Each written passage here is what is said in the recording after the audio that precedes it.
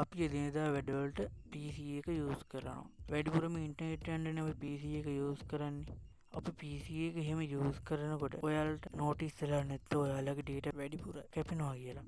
ඉතින් එහෙම data වැඩිපුර කැපෙනවා නම් කොහොමද අපි ඒක ෆික්ස් කරගන්නේ කියලා තමයි අද මේ වීඩියෝ එකෙන් කතා කරන්නේ. මේකට ප්‍රධානම හේතුව තමයි PC එකේ OS update, background apps, antivirus වගේ ඒවා අපේ data ගන්නවා. එතකොට අපේ data ඉවර වෙනවා. මේක ෆික්ස් කරගන්න ඕන.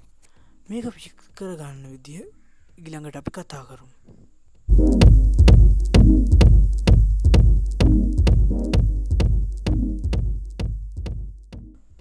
මුලින්ම Windows update නවත්තන විදිය අපි බලමු. Windows update හින්දා අපේ data කන හින්දා අපි Windows update නවත්තන්න ඕනේ. ඉතින් මේක ඔයාලට කරන්න තියෙන්නේ මුලින්ම run එක ගන්න ඕනේ. ඉතින් run එක ගන්න Windows එකයි R එකයි press කරන්න පුළුවන්. අපි මේ විදිහට run එක ගත්තට පස්සේ run එකේ මෙතන ඔය open කියන එක ඉස්සරහින් අපිට type කරන්න එකක් තියෙනවා. අන්න එතන අපිට type කරන්න පුළුවන්. මෙන්න මේ දැන් වැටෙන එක. ඒ තමයි services.msc. දැන් මෙතන ඔයාලට වැටෙන ටික ආන් එක ඔයාලා type කරගන්න.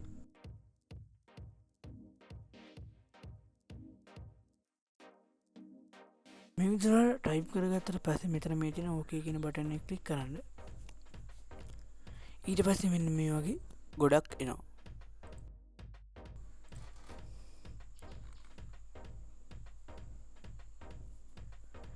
ඊට පස්සේ මෙතන ඔයාලා පොඩ්ඩක් යටට යන්න. මෙන්න මෙතනට බලන්න Windows update කියලා එකක්. අන්න ඒකට right click කරලා properties කියලා එකක් තියෙනවා. ආන් ඒක ක්ලික් කරන්න. ඊට පස්සේ මෙතන වලට බලා ගන්න පුළුවන් stop කියලා බටන් එකක් තියෙනවා. ඉතින් මෙන්න මේ stop කියන බටන් එක ක්ලික් කරගන්න. ක්ලික් කරලා පස්සේ මෙන්න මේ වගේ එකක් යනවා. ඒක ගියාට පස්සේ ඔයාලා මේකට okay දෙන්න.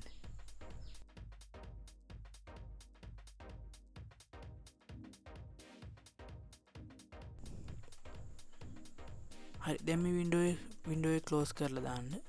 ඊළඟ ක්‍රමය තමයි අපිට පුළුවන් background app නවත්ත ගන්න. ඉතින් මේක කරන්න අපිට කරන්න තියෙන්නේ setting වලට යන්න.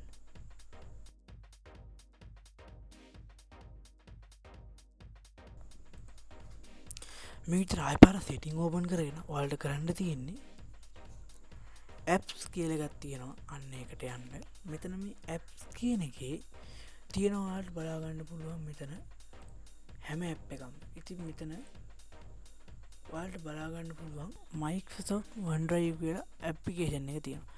ඉතින් මෙන්න මේක ඔයාලට පුළුවන් ලේසියෙන්ම uninstall කරලා දාන්න. ඉතින් මේ අපිට වැඩක් නැහැ. ඉතින් වැඩක් තියෙනවා තිබ්බොත් මෙම් තියන්න මේ වගේ applications වලට uninstall කරලා දාන්න පුළුවන්. මේ වගේ ඔයාලට හිතන විදිහට නිකන් පාවිච්චි කරන්න නැති applications තියෙනවා නම් data use කරන ඒ ඔයාලට අයින් කරලා දාන්න පුළුවන්.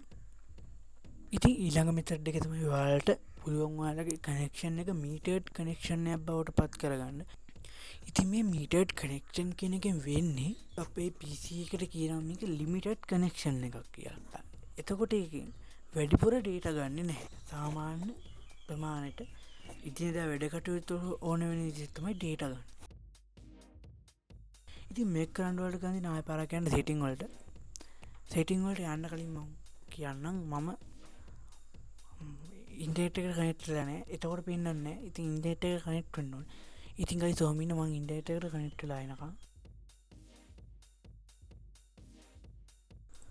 හරි ගයිස් මෙන්න මේ විදිහට ඔයාලා setting එකට ආවට පස්සේ මෙතන තියෙනවා network and internet කියලා. මෙන්න මෙතන ක්ලික් කරන්න.